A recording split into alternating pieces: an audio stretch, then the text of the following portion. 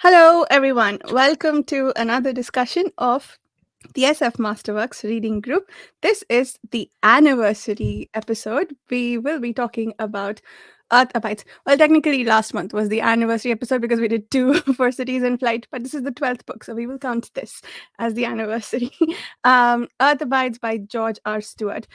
This series, we read the SF Masterworks in the order they were published as Masterworks.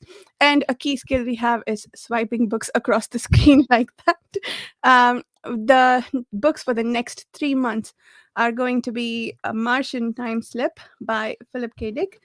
That's the book for August. September will be The Demolished Man by Alfred Bester.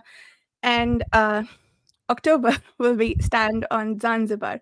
If you'd like to read along with us, either talk about it here in the discussion group or just chat with us on the forum, consider checking out the Page Chewing forum. And I recently also created a Fable book club thing where I have one member, but I link it in the description if you would like to join there. The nice thing about that is if the book has been imported into Fable, we can talk chapter wise about it and not spoil anything else. So that should be fun. If you are interested in checking that out, I will remember to link it in the description. With that said, on to Earth Abides by George Stewart. Initial. Just so you know, Mhm. I'm Jared at the Fancy Oh. Thinker YouTube channel. Thank you, Jared. I forgot to intros. I sometimes do that. Jared. And and also on Speculative Speculation podcast and other fine podcasts related to pagestring.com. Chris. Nice. That's because this is what happens when we only finished reading about 5 minutes ago. 15 minutes ago, I'll have 15 you know. minutes. Okay, my mistake. My name's Chris Fuller from the Chronicle of Chris YouTube channel, also part of Speculative Speculations and part of the Page Tune forums. Indeed, Susanna. Hello, my name is Susanna Imaginariu. I'm the author of Timelessness, and I run the Den of the Weird YouTube channel. And I also spend a lot of time page chewing forums. I'm Varsha, and I forget to let the group introduce themselves. As powers go into your heads, this evil overlord thing is really starting to grow legs. My minions don't even get to talk. I don't know. But you get to talk, you just don't get to tell us your name. Identity. Well, they are right there. I think and anyone watching, they would catch up. But yeah. That's Yes. right. And you have be the nice fine. little Go on. banner underneath too. Just kidding. We are identified. No Mhm. problem. That's true. So, I think, do we want to start with what high-level opinions of the book, or should we talk about that at the end? Yeah. Okay. No, I really enjoyed my time with this book. I was a little hesitant going in because I realized it was a post-apocalyptic book, and I was like, okay, another one of those. But as I was reading along, this one was a little different, and it was just strange to me that this is a post-apocalyptic book that's the nicest post-apocalypse I've ever encountered. It's it's kind of idyllic in a certain way when the character settles into a routine in this town-like setting and gets a little family tribe around them, and they survive the best way they can, given what they're left with from the the society that was. And I really loved all the themes that he delved into. I loved all the little philosophy and the little intersperses of just poetic writing in between each of those sections in the chapters and stuff like that. And it was it ended up being it was like this. There's no science. I wouldn't call this like science fiction. It's speculative about what would happen if the humans went away, but there's but it's more just a tale of these people, this guy Isherwood, um, and his means of how he survived this situation, and the people he gathered around him to survive with him, and it went through. I love how it was broken into 3 parts, with young, middle age, and then elder. Um, towards the end, and I like how the poetry and the philosophy kind of tied into those eras of his life, and I just thought it was so well put together in that manner, and I really enjoyed it. Nice. Who wants to go next? Susanna, maybe? Well, I was very impressed with this one. I was not expecting it to be, well, this or so good. It really hit me. In the beginning, I wasn't so sure. I was kind of intrigued because this is, the most civilized post-apocalyptic scenario. I think it's so different from the usual post-apocalyptic stuff, but it went almost the other end because I was expecting more violence and struggle. So I thought, oh, this doesn't seem like it's going anywhere.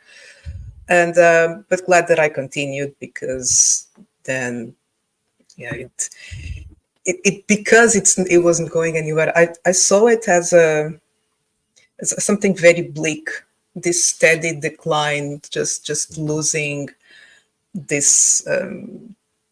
Not humanity itself or society, but just what we understand as civilization just being not destroyed but replaced. It's really about a reset, that it wasn't immediate. Yes, of course, there was it was a virus or something.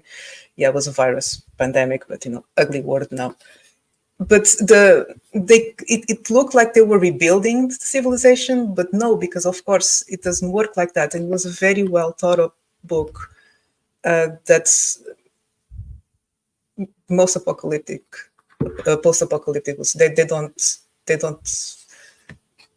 explore that side, that how hard it is to rebuild the civilization, especially when you only have a very small group of people or just little tribes here and there, and just to see the decline, the decay, the loss of knowledge, of technology, of just, yeah, the last bit, I was almost in tears. I was just, it destroyed me for a whole afternoon. I couldn't, pretty much. Yeah, beautiful, very, very well thought of. Very touching, yeah, at the end, yeah. Yeah, touching, exactly. Yeah, it's such an unusual book because, as you both said, it doesn't do the things apocalyptic fiction sets out to do, which is kind of create a scenario where conflict is sort of like very base level, your day to day. Your survival is what the problem is, which is interesting because for all the post-apocalyptic fiction that I've read, this is probably the most severe. There's more people probably dead at the end of this virus than possibly anything else that I've read, including The Stand or not. So we are really left with just what's left. And what makes it really fascinating to me is that he doesn't pick obvious archetypes for survival. There isn't a doctor. There isn't. In fact, it's the survival of the non-intellectuals. Even though we don't know that at the start, but that sort of becomes the basis of looking at civilization through that lens, which I think is such an interesting aspect to poke at that from, because usually people think post-apocalyptic fiction, you've got the leader, you've got the whatever, the things that are in it. And given that at the time that it was written, this was released in 1949, a couple of years after the Second World War, I think it must have been incredibly refreshing to read it at that time, because I'm sure everything would have been very much doom and gloom and about the importance of rebuilding life at that stage from a lot of the destroyed, especially European civilization as it was at that stage. A lot of people were talking about how we could work together in big numbers rather than just kind of small numbers. And I think given that sort of lens to look it through, I think it's an astonishing piece of fiction because doesn't it doesn't go to places that people were looking at another 10, 15 years later. And it really surprises me that people don't have this as one of the cornerstones of 20th century fiction in a lot of ways, because it was very much leading conversations and intellectual ideas about the nature of civilization and what's important about it and what's not, especially post World War II. Mhm. There is even an allusion at the beginning to how they thought the world would end following the Second World War. And I think Ish expresses a level of surprise that it wasn't bombs that killed everyone off. It was uh, the virus. And but that that made me think of something. What you said, Chris. This book about how I think, yeah, like you, Susanna, I struggled with it a little bit at the beginning for a few different reasons. I think most of them to do with my preferences on books. Like I think I find books with like a single person making their way through just I find them boring. So after the first section ended, though, once he had that community, it started to get pretty interesting for me. But yeah, the note it sort of ends on is that like Ish struggles through the whole book, or like his life pretty much, um trying to rebuild civilization, failing at it, and then finally he comes to the conclusion that he didn't need to worry all that much, and the people will take care of themselves, and even if they don't, Earth will abide, and that's great. So do you think in the form of like this post-apocalyptic novel that wasn't necessarily about the wars, but about everything ending a different way, it was still a note of hope that even if everything goes to hell with another war or whatever, that people can still rebuild from the pieces in some form or another? Mhm. Yeah, I think so on a certain level. Because what he did was quite subtle, actually. Because you follow Ish through the whole book, and Ish is attempting the whole time. He tries to start a school. He tries to bring all these things that he knows. And he's not an intellectual per se, but he is an intellectual compared to everybody else around him. Um, in the fact that he can actually go to a library and read books. And um the and he tries to bring those things with him, and he comes to that realization that he's the last American, and and that feeds into his efforts and his frustrations about not really getting through what he immediately thinks he wants to get through. But the the wonderful thing about it is he comes to the realization that his civilization and his uh, um, teachings came through in a way that was different than what he intended, but they did generate something, and they generated this new means of society, and it was just so subtle how he pulled it off slowly and inevitably throughout the whole novel, and I love how it wasn't just like, "Oh, and here's the change, boom, and now society is different." It was so gradual, and and there was that touch of mythology that underlined everything that Ish was about, and how he became a mythological figure to the younger generations uh, that came about, and I just loved how he did it because it wasn't like you are now a god, it was just it's so beautifully done. It was so gradual and so wonderful how he did it, and that was, I think, the hope that came out in the end.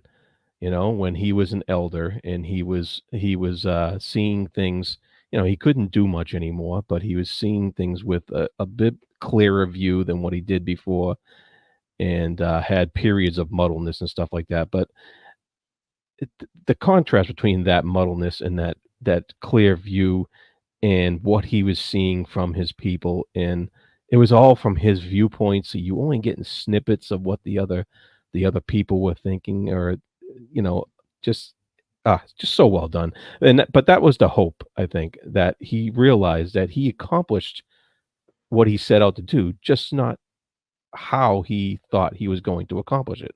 And I thought Mhm. that was just the wonderful part about it. Mhm. He says right at the beginning that he would, when he's musing about, why have I survived, or why did I survive, or he was listing his qualities as a survivor, and then he realized, if a man began to think of himself as divinely appointed, he was close of thinking himself as God. And at that point lay insanity. No, he thought, whatever happens, at least I shall never believe that I am a god. No, I shall never be a god. And and this is what kind of hooked me. I said, okay, what are you doing? And then he was always carrying the jackhammer. That and it's like, oh, don't turn him into a Noden kind of figure. But no, he was so much better than that, and so subtle how he indeed becomes a god. And this mythological, and the way that he's treated as well, it's kind of how we treated gods. It was so good. So it was a steady increase of just delight throughout the book. It's just getting better and better. So clever. The scene in which Ish whittles the bow, I thought was brilliant. Yeah, The yeah. transition to that, from his moment of mourning his son, who he thought would be the Hmm. future, to just like, okay, let me do something else because everything I've tried so far didn't work. I thought that scene was absolutely brilliant. And throughout the book, and I think I realized this in the second half, but a little bit in the first half too, how sort of self-aware um, Ish is, and how he's questioning his assumptions. I think the other thing that this book I thought did really well um, was, so, and a few other post-apocalyptic novels I've read do this too, to a certain extent. They talk about how, like, a lot of the things that seem important to us break down, and why some of the things like national borders and the assumption, like the separation between people of color and white people, etc., doesn't matter anymore. Things like that, all the assumptions that felt so important that you needed to build entire societies around, how they broke down and how it didn't matter, like because you're too busy just trying to survive. I thought that was done really well, and paired with Ish's own self awareness. Whenever he started to be very prejudiced, he sort of stopped and had this moment of contemplation about whether he's focusing on the right things. I thought that was brilliant, and that was sort of my, oh, I'm plodding along to this is this is really interesting. I need to keep reading moment in the book. Like, there was some in the second half of the book. So yeah, I thought that was really good too. I think it's interesting to reflect on Ish as a character because he's sort of ill-suited for a post-apocalyptic society. His skill set is not on a practical nature at all. He's not a great intellectual, as I think Jared had pointed out beforehand. He's not a natural leader. In fact, he starts the whole thing off being wanted to be in isolation by himself. So in some ways, he gets what he wanted, the type of person that he was in life. Yet he found himself in this situation where he was part of a very small group that was going to start thinking about rebuilding society in some ways. And it's interesting because he spent an awful lot of the middle 50% of the book kind of worrying about how he could influence civilization, but in the end, it was civilization that changed him. And had the effect on what his ideas and thoughts of it could be, because I mean he grew up in a civilization where everybody has to contribute and for the betterment of society, and we had got to a point it was all stripped back and everybody was just then a scavenge. It was a scavenge from then on, but at a certain point those things will not work. And even the very final thought of looking at the Golden Gate Bridge and looking at how it is like a great man-made structure, a great symbol of civilization in some way. And while it probably will stand for another long while because of that great engineering, etc., it eventually would fall and break and be done. And the world will change when that happens, because of that. But that's sort of in his slipping away. He's looking at the monuments of his civilization and going, that is not what civilization is anymore. And people will find another way to live and rebuild, and they'll make some mistakes. And even the fact that they didn't cut the trees back, it was like another thing. When they eventually lost their homes, they just move and find somewhere else. And next time they'll cut the trees back. They'll not let it encroach. It's very much. I thought there was real beauty in how that was doled out to the reader. None of it was hit over the head. None of it was like this great revelation, as Jared said. It was very, very subtle the whole way along. And what I found interesting for myself is usually when I'm reading that type of book, I kind of go, well, what's the point of this? Like, where's this going? But I don't think I ever thought about that at any stage throughout it, because it was very much a journey. And it did strike me, it's sort of like a weird alternative version of On the Road by Jack Kerouac. That's the one that can maybe think, especially because it does literally just start off with that, with him driving across country and taking different roads, but then examining the layout and the makeup of life across America, even to the point that we got to grow our own corn. Can't grow corn here really, but we got to try to do it. These things again that society said that he should be doing, he tried and failed for an awful lot of it. But so many interesting facets about that he kind of just touched and then stepped back from, touched, step back from, touch, step back, just to give you a flavor of kind of where things were or was at that stage of civilization. Yeah. And I love the little interludes to the parts in italics that I guess added to Ish's musing or told us about a bad thing that was about to happen, kind of like the news items in Wars of Light and Shadow. Like we got a sense, but we got a warning that the water was about to stop coming. But there was some there that I thought were really thought provoking, and I think in I was trying to remember, there were a couple that I really liked, but then since you were talking about the ending, the bit in the end about how um yeah, he fixed his eyes on the distant hills. He had tried very hard, he had struggled, he had looked to the past and to the future. What did it matter? What had he accomplished? And yeah. Now, certainly, it made no difference. He would rest and he would return to the hills. And they, in comparison, at least with the passing of man's generations, remained without changing. So, I mean, essentially, I think he's making the point in this paragraph. I couldn't find the exact line, but that the bridge will collapse, but the mountains and the bay remains unchanging. And if you track civilization through those rather than the things that man has built, nothing would have changed over the period of time that matters. And he also had a really sobering thought towards the end, where it's like everybody who was alive at the time of the great disaster, as they kept calling it, would have now been dead. So what did it matter, like trying to keep their things alive?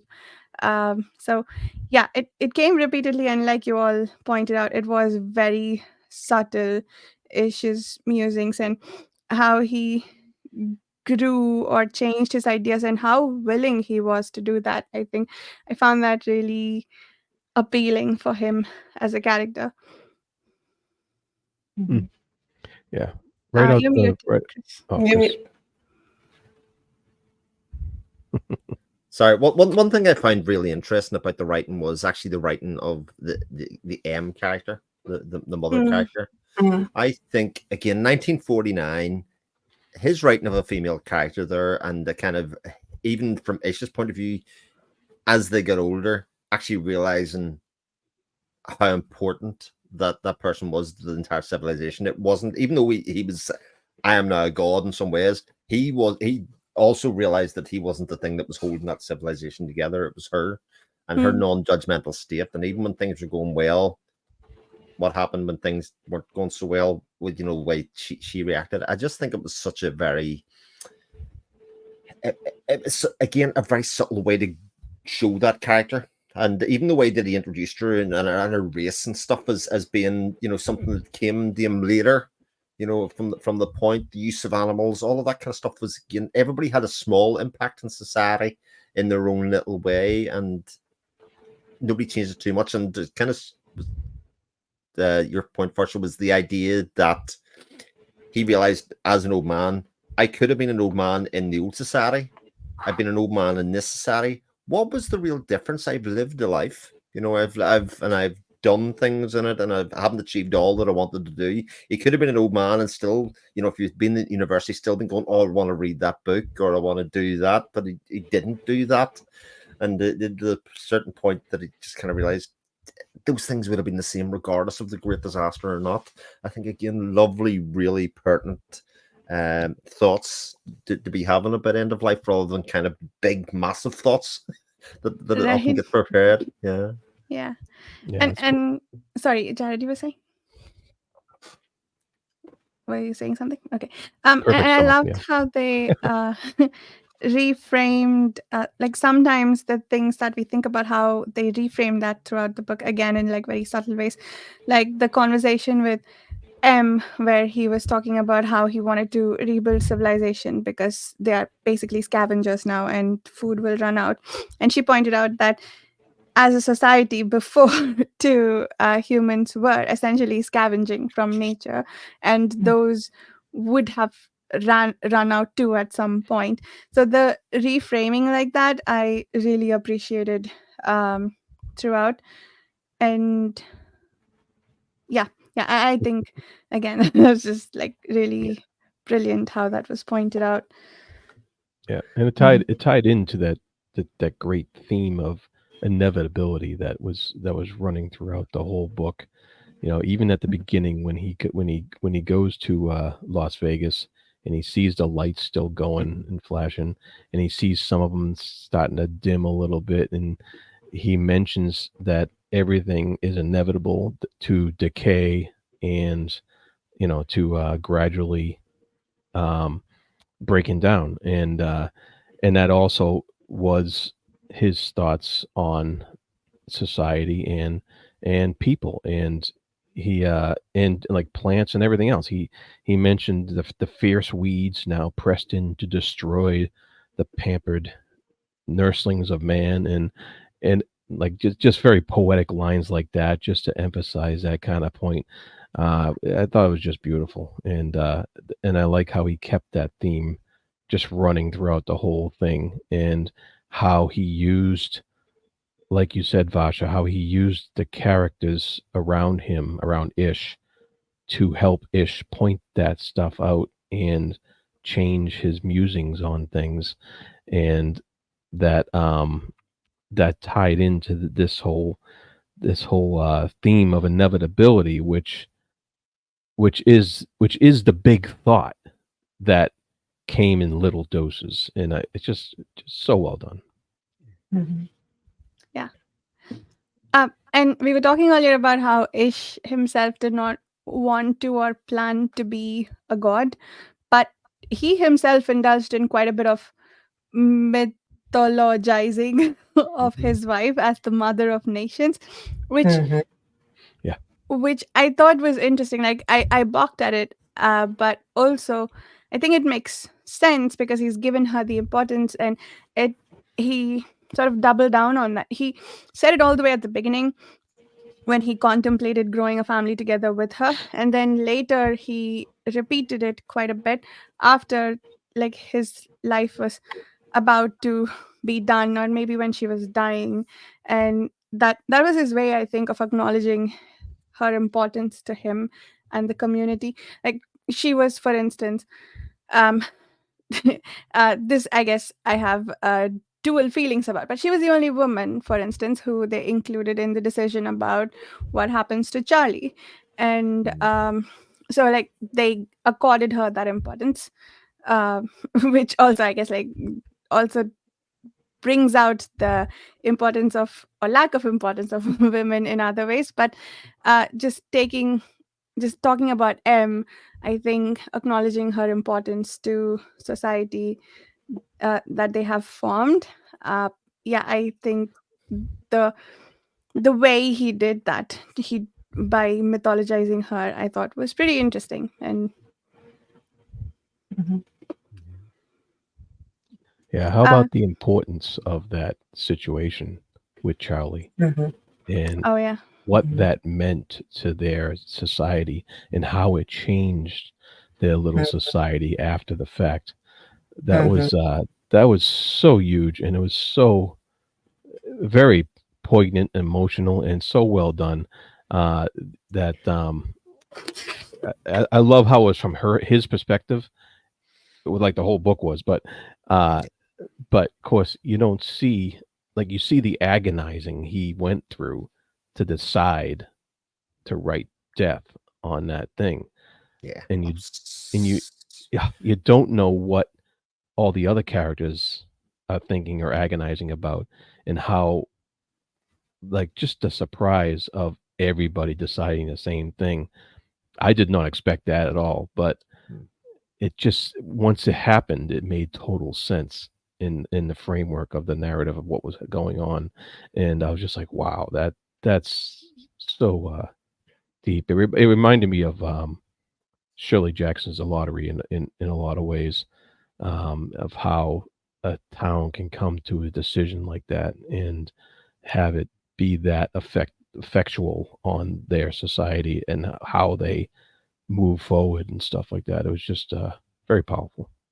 Yeah, it's a very powerful scene.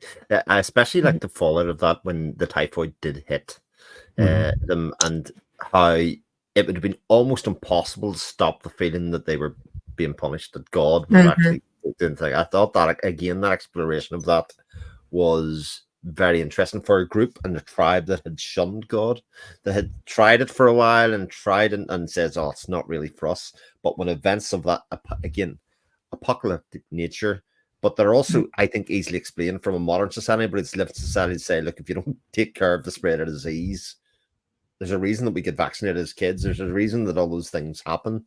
And that's, again, those memories of what our civilization is.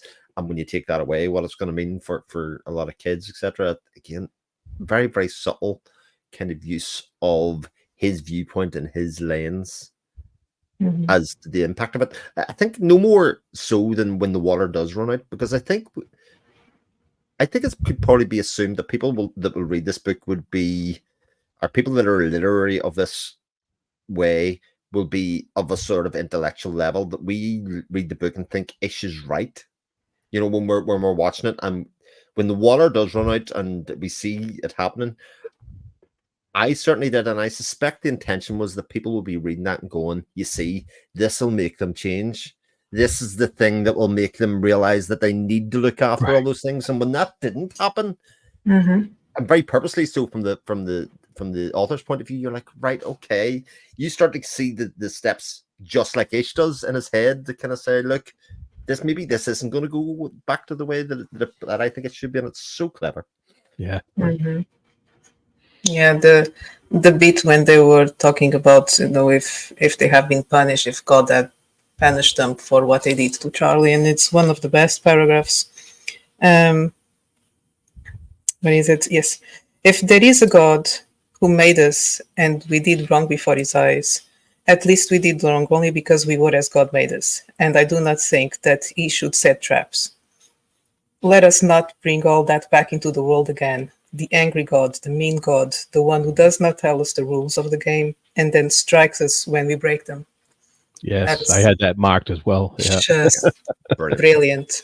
Yeah. But it's how we are conditioned to think, the magic thinking, call it whatever, and you know everything was going well, and then they did something that it was.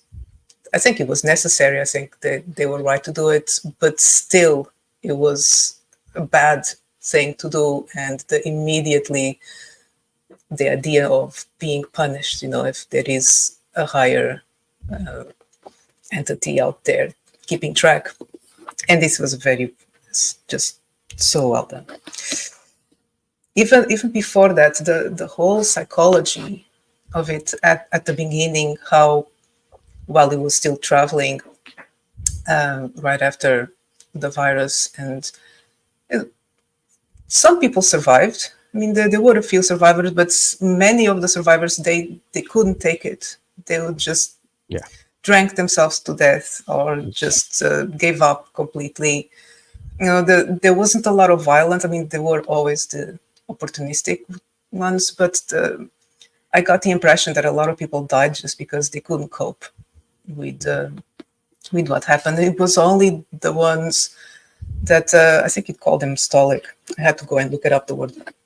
That yeah, it wasn't the brightest ones or the most accomplished of humans. Were just the most down to earth individuals, just grounded, pragmatic,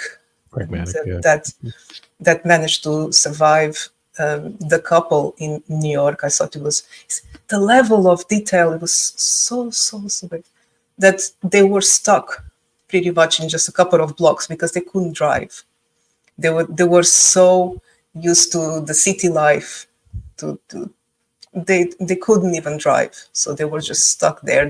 They were doomed pretty much, because as soon as the resources, let's call it, and instead of scavenging, ran out, they were doomed. And so you don't see that in movies, at least not for those reasons. And that's why I thought it was so clever. Yeah, and I love how that trip to New York was kind of what set him on the path, because it was a turning point in, like, this isn't for me, you know. And I love that line in there where it says, he says, "Fifth Avenue makes a beautiful corpse." And I thought yes, I was just like, wow, that's an awesome line. And he takes that idea, and he's like, nope, that's not for me, and I'm going back. And he heads back across America at that point. And I did think it was a little convenient that there weren't a crap load of dead bodies everywhere. Yeah.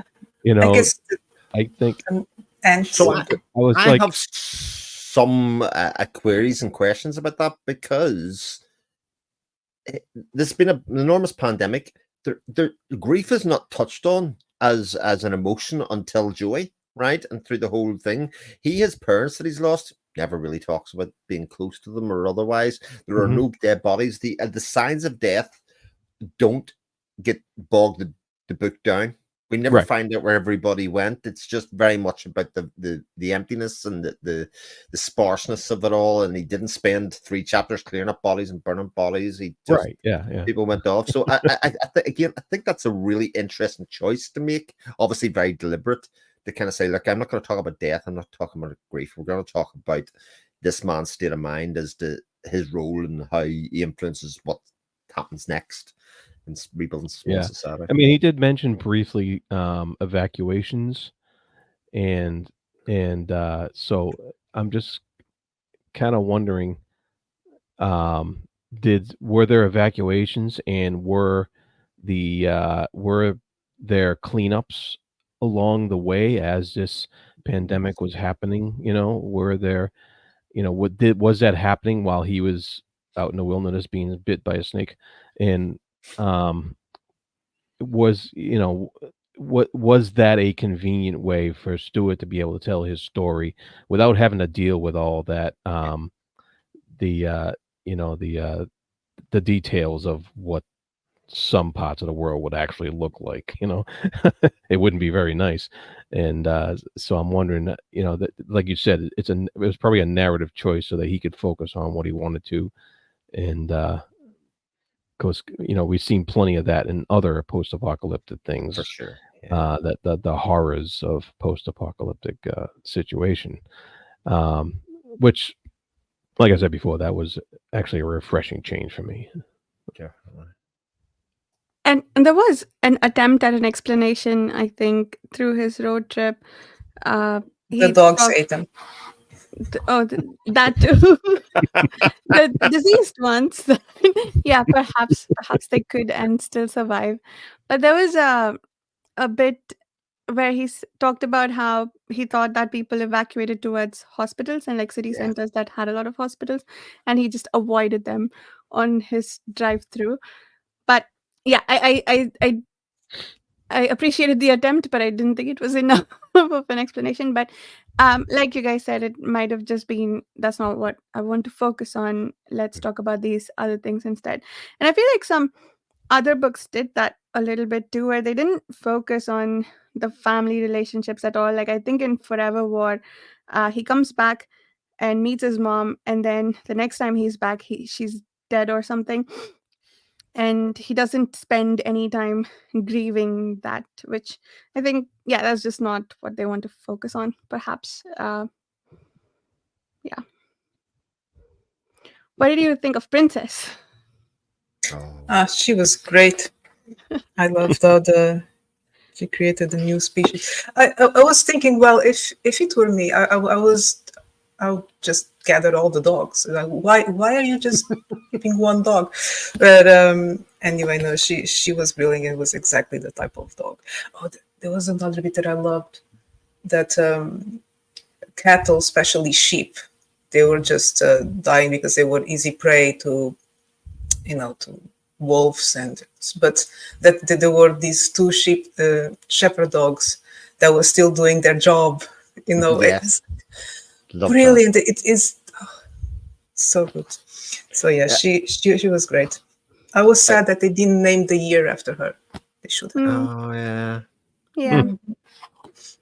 And yeah, I agree with you about the gathering up of dogs. Like he even locked her up at one point because he was afraid she'd have puppies. Like, why don't you want more dogs around? Why, Ish? What do you have to do that you don't have time to take care of the puppies? I guess resources, but she kind of took care of herself. She went and for rabbits and things. Yeah. There was that idea that the Earth was controlling populations. Not just of the humans. Like the pandemic came along to do population control, but then he went through all the other animal types. So the rats, there was a lot of the rats. That was great. Cattle, and all of these little ants as well. Yeah, so all of those things to basically say they had their moment in time, and then nature, Earth abides. And takes control of that situation itself, so that a natural equilibrium will go. But I do think some of it was a bit unrealistic because you do take out the top of any food chain, and I think you'd see a far bigger impact, I think, on the local Earth around you. But again, I don't think it was. He wanted to tell part of that story, but not have it affect what he really wanted to get to, which was kind of once you set up a civilization, a very small civilization, what do you do then?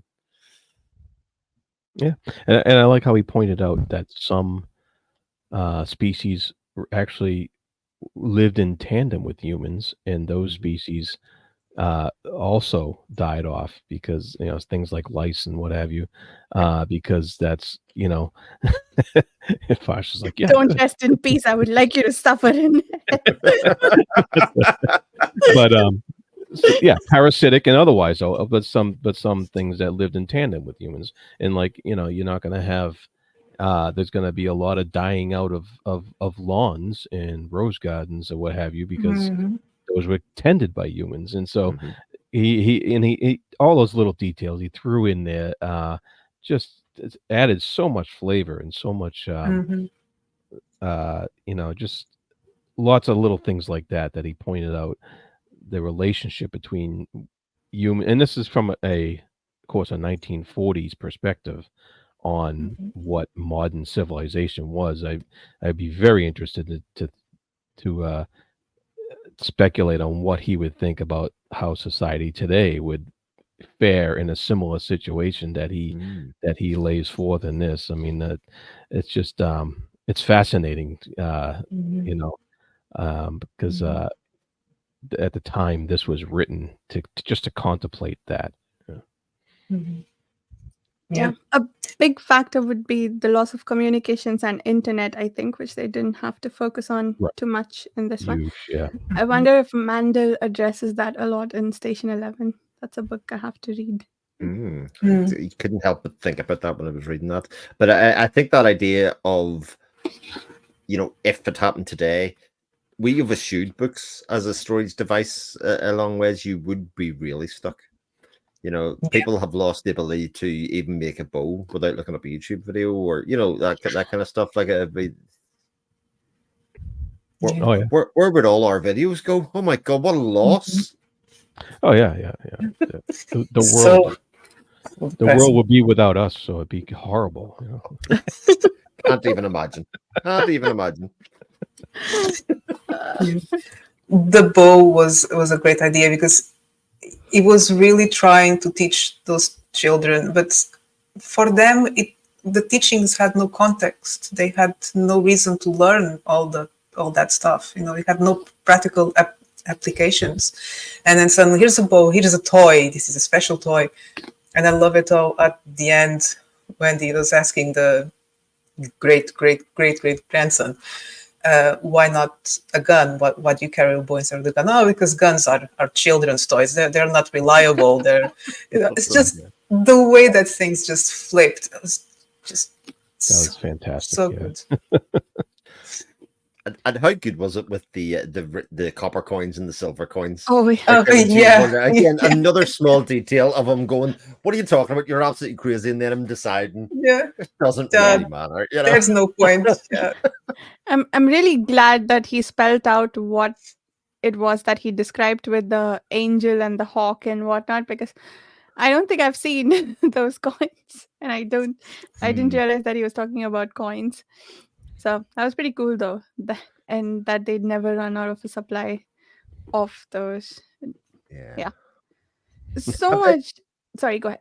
So I was just going to say about young Jack, the great grandson, when he was obviously sent to look after him, Ish was asking him questions, and he would always finish with, "As you well know," Yeah.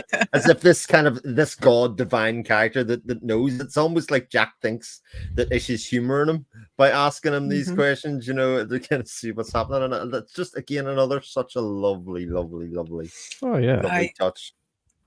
I love how they would pinch him to get the answer. They would just ask him for directions. What do we do now? Which way? And he would just leave me alone. Go that way. It's like it was a toy or something. Like like how was it?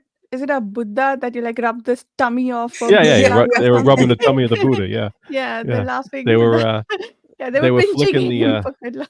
flicking the little tiki woman on the dashboard of the car. Yeah. Yeah, that's being a god. Yeah, brilliant. So good. I feel like this book sort of filled out the details of a lot of other books that we've read along the way. Kind of like with I Am Legend, we saw it, I don't know, months or years even after the pandemic struck. But here we sort of see the immediate aftermath and how this person dealt with it. And I guess it sort of filled out one of the destructions of civilization in the many instances that Olaf Stapledon outlined in Last and First Men. So it was interesting to think about this in the context of other books and how they fit in with each other. And the SF Masterworks edition doesn't have an introduction, but the Kindle edition does, I think, one by Kim Stanley Robinson. And in that, he also compares it to Last and First Men, which was interesting because we read these back to back. Yeah, I think that's really interesting. I'm sort of formulating when we come to the end of the first year of doing this, obviously. So many of these books sort of pair up with another one in the first 12. Like, obviously, I Am Legend is the one that screams out of this man in isolation. Very different type of post-apocalyptic society, etc. But, and again, in terms of the things that he has to do in his daily routine and how he ends compared to our good friend Ish here, and how he basically gets a piggyback from somebody in his last moments, which I think's really nice. The passing of those, and so many of the other ones do that as well. There's ones that naturally sit together in terms of pairing up, and I just I can't get over this book. I cannot believe it's not in the must-read 20th century novels in a lot of ways, like, because it does an awful lot of the things, even from a literary fiction point of view, that great novels do, which is change your perspective, challenge your perspective, but not in a confrontational way, in a kind of like, I'm going to hold your hand through this. Mm-hmm. Maybe that's why. I mean, one thing that this book does that, like, compared with the previous one, with Last and First Man, which was so generic, and you just look at civilization as a whole. This was so detailed, so Maybe Susanna, specific did I to lose this. connection? No, I can. Am Okay. Yeah. Yeah. So detailed, so specific to this group of individuals, to do just this microcosmos of humanity, and the details of the parasites, the rats, the dog, the what means to be a god, the bow. Just that's pretty. It's kind of mundane stuff, the day-to-day stuff that they had to deal with. Just the constant struggle with nature. Let's plant this. They couldn't, because they were the other animals, and just insects would just eat everything. It's so hard to people saying, okay, civilization is done as long as we have a garden. We can plant and sustain ourselves. No, you can't. Not No, that easy. no, it's not that easy. It's the constant struggle, and because it dealt with these day-to-day struggles. I guess it's not so sensational. It's not on the global scale. We don't know what was going on in the rest of the world. Maybe they were fine. I don't know. And maybe that's why it's not sensational enough. It's not violent enough. It's not.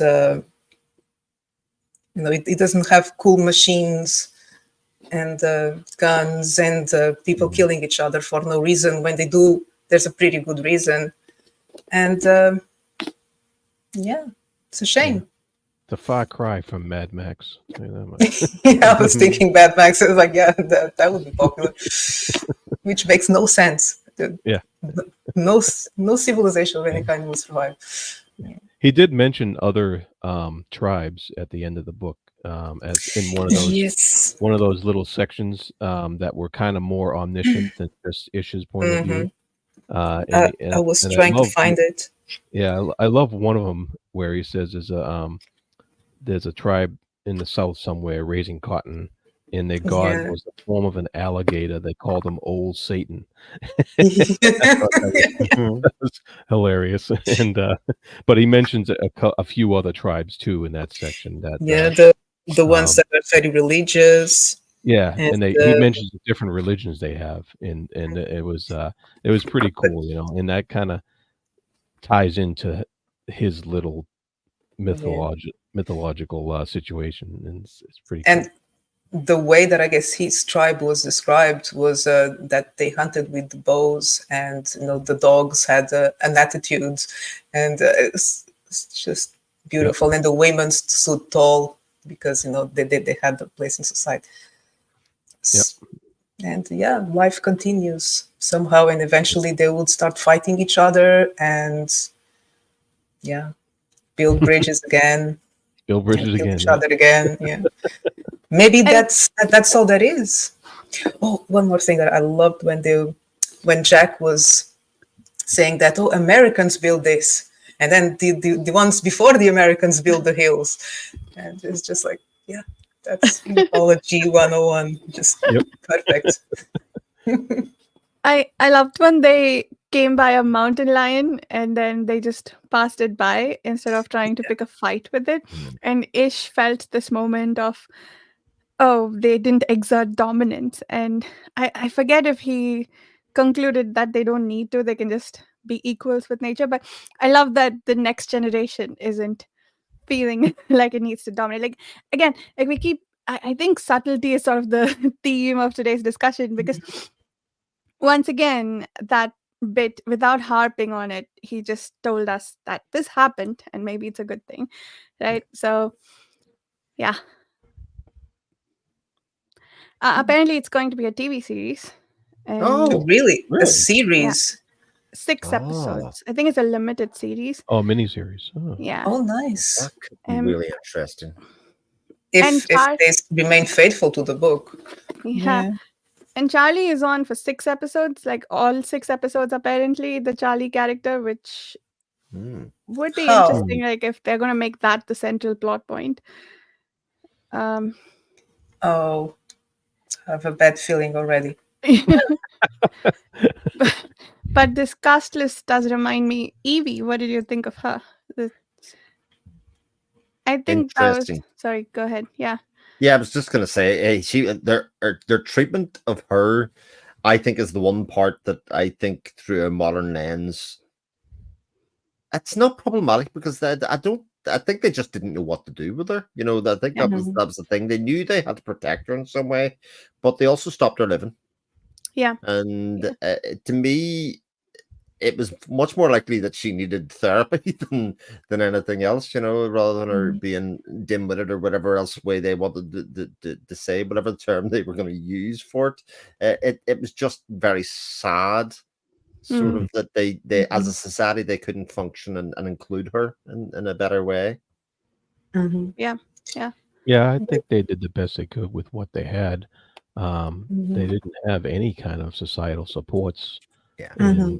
and they didn't have, like you said, there's no therapist, there's no Mm-hmm. occupational therapy or physical therapy or Mm-hmm. any kind of therapy in that manner, and um, they didn't treat her harshly. So that was a good. They felt they were protecting her, and so it's yeah, it was interesting because I don't know. It was the impetus for this big for his of course for his their decision about Charlie Mm-hmm. factored into factored into their decision about Charlie. Plus with possible diseases and stuff that he could be carrying, but so yeah, that was interesting, and he did point out a couple other times um toward he philosophized a bit about her existence toward the end of her life, and it was sad in a way, but Mm-hmm. it's Yeah, definitely thoughtful. Yeah.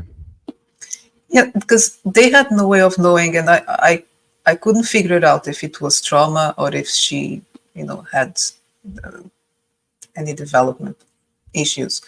But either way, if she had children, they would have to be the ones taking care of those children. So it would just add that extra, strain on their society. So I understand, but at the same time, it's like you said, they didn't let her live. They just took upon themselves to take this burden, to be charitable, and that inadvertently, I think that was the biggest problem. They created this taboo around her, Mm. even without it. And I couldn't find the bit, but when it touches on pretty much every aspect every foundational aspect of a civilization, and how she became this taboo without they didn't want it to make it a taboo, but inadvertently they did. And then when she was at risk, when Charlie kind of threatened that standard, it also factored into their decision, because the implications, the consequences of that, if Charlie had got his way, then the other boys, what would they think? Would they, if there was another Evie later on, would they stop themselves? It, it's pretty brutal. Yeah, pretty bleak at times. Yeah, I think for me, Evie and the final outcome with Charlie, I found myself resisting a lot how they treated her and the decision they made. But I I think given the constraints they were working with, it made sense. Like it made sense that this is what they think that they have to do. And what was important in both cases was that Ish, and I think through him we can use him as an example for the rest of the little group, that he had a lot of moral dilemma about this. He wasn't always certain that he was doing the right thing, Mhm. but you did get the sense that they were doing the best they could. Like throughout his illness, for instance, he apparently was thinking about Charlie and wondering if he made the wrong decision there. So Yep. yeah, I resisted that a lot about it.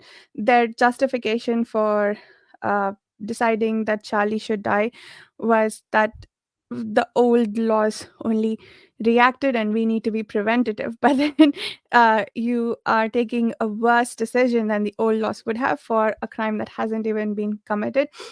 Mhm. And so I was very resistant to the idea that they did the right thing here. But immediately after that, it feels like they had some moral compunctions, and I'm like, that that is enough for me to be okay with this, because they made the decision that they thought was right at the time, but they don't think that this will be a foundation of society. This is just what they needed to Mhm. do right now. And Mhm. so I thought that was okay. And same with Evie, given the framework of what they believed, that she may give birth to more quote unquote dim-witted children like herself. I think sort of made sense that they isolated her, but also, yeah, I like that musing that Ish had about creating taboos unwittingly around Evie and around the library, even. Like maybe if he hadn't made it a taboo place, Mm. his children may have actually learned to read, maybe more than Joey would have learned to read, because they may have gone from trying to destroy the place to getting interested in what was in it. But Mhm. um, yeah. Yeah, and that ties directly into Ish's uh, indirect influence Yeah. upon Hmm. the whole tribe, in Mhm. Mhm. how his viewpoint on things, or his own either inhibitions or just the way he was affected everybody, even though he wasn't setting out to affect Mhm. everybody. He still was, Yeah. just by Yeah. his very nature. Yeah. Yeah, it wasn't the decision itself that shaped their society. It was the act of deciding and Mm. stick to the decision. Because when he was voting, it was like, okay, I'll vote this, and it's just one vote amongst, it won't make any difference. But then they all thought the same. But and they all said, oh crap, Yeah. Yeah. and It wasn't like, but they "Yay, we voted for you." yeah, No, it was really it like, was it was oh oh. crap. But they stick to the decision, and then that was a foundation. And then later on, when the fire happens, and then they have to move, so Jack says, the elders got together and then decided we're going there. I'm really not, I would rather go, someplace else. But if they decided, no, we go. So that was the Yeah. important factor, not the decision itself. Yeah. Isn't it interesting how a lot of the deaths happened off screen, so to speak? Mm. Yeah, because it was Yeah. about the life, not the Yeah. death. Yep. Yeah. So, like, even like some of them impactful and some just kind of skirted over. So, obviously, the decision about killing Charlie was much more interesting than the actual act of it. Mhm. But you obviously had the death of Joey that I think you could feel coming. When as I read through each line of the sentence, it was like, Joey's dead, Joey's dead, Joey's dead. Because they'd sort of, again, they'd done some foreshadowing with it, with them being so weak, with them not being Mhm. physically strong, etc. That was all in there. But especially the death of M at the end, and that it kind of, in a way, it showed that he wasn't really there either. He was drifting away at that stage. He was not even looking after the day-to-day running of society. There were other kids, there were his own kids, the rest of the family were doing it at that stage, and then just sort of looking out for him at that stage and letting him exist, saving him from fires and whatnot. Mhm. Yeah. And this was another idea that I resisted a little bit, that the only reason he seemed to care, and I think that's just what's coming out because that's what the author chose to focus on. The only reason he seemed to care about the fact that Joey died was because he thought he's going to be this like father of the future civilization. But once he realized that maybe that wasn't strictly necessary, he's like, yeah, cool, I don't really mind anymore. So just I guess it may be, like we talked about earlier, helps us not focus on the grief so much as like let's how to move things forward. But Mhm. yeah, I didn't fully like his lack of relationship with his children other than Mm. with Joey. Yeah. Well, again, I think that's quite interesting because I think in the way that their society functions, childbearing was a way to grow the population. It was not necessarily born out of love in the way Mm, that our classic society Mhm. is, and that actually once somebody was born, they become part of the tribe rather than yours. You know, Mhm. there mm, it didn't seem like anybody had kind of the same. You know, you protect your kids and keep them away and keep them from everything else that we Mhm. would normally do in our society. So I think that was again a very Mhm. purposeful choice. And to take it through to the end stage and say this is what it would have meant as a parent, that you wouldn't have maybe Mhm. felt as close as you normally would. Mhm. mm, yeah. Yeah, Yep. they definitely didn't treat their children the way we would treat now. And at first, I thought, like in M's case, because she had two children already and she lost them, and she still made the decision to have more children. Mhm. I think maybe I kind of interpreted that from her point, from her part. It was like I had these children that I loved and that I tried to raise, and now they're gone. So I'm having children now, so that for the sake of the group, for humanity, because life must go on.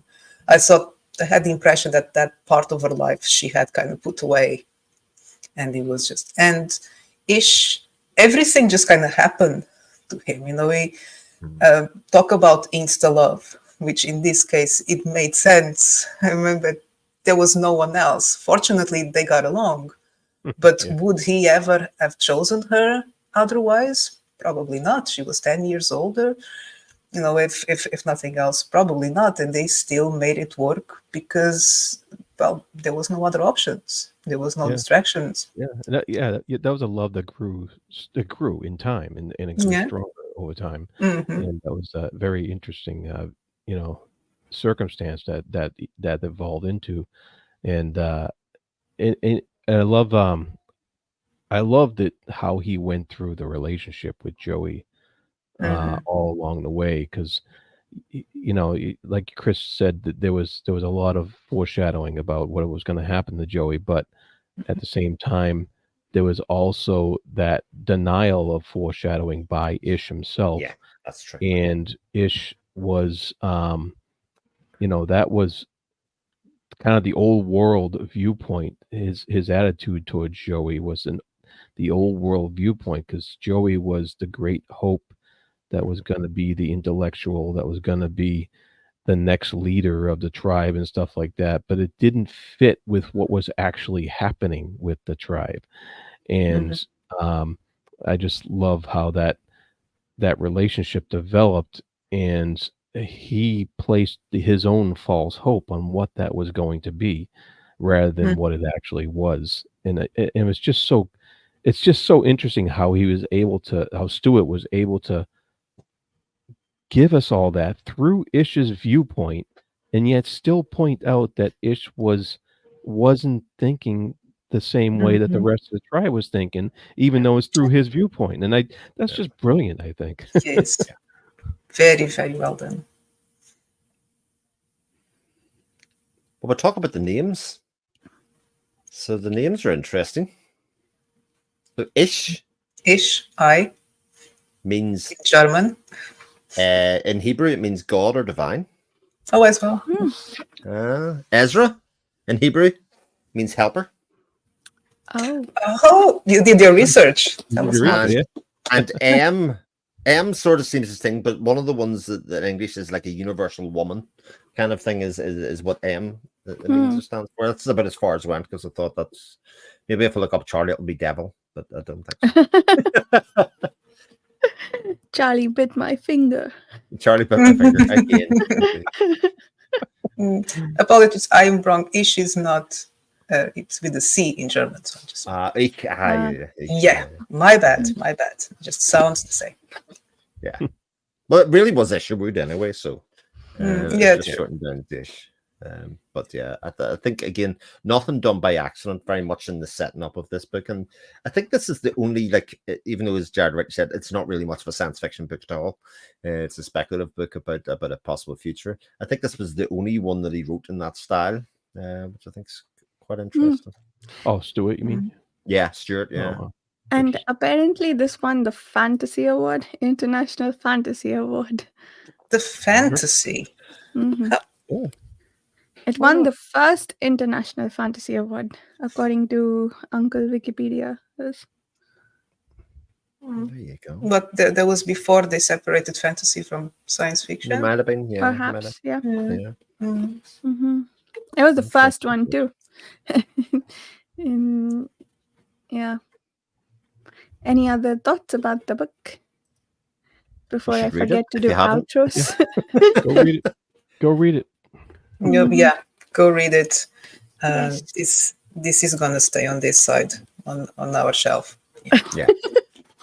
Not the Not guest one in the shelf. guest room. Not the guest shelf. Yeah. The guest might think I have terrible taste in books, but that's Yeah. How many of the masterworks are in the guest shelf or in your own shelf? I think on my shelf I only have 3. I have I Am Legend. Cities in Flames. No, that's Forever War, I Am Legend, Lord of Light, and now this one. Yeah. Nice. 4 out of 12 is pretty good. Oh, it's not bad. Yeah. Yeah. That's pretty good. Cool.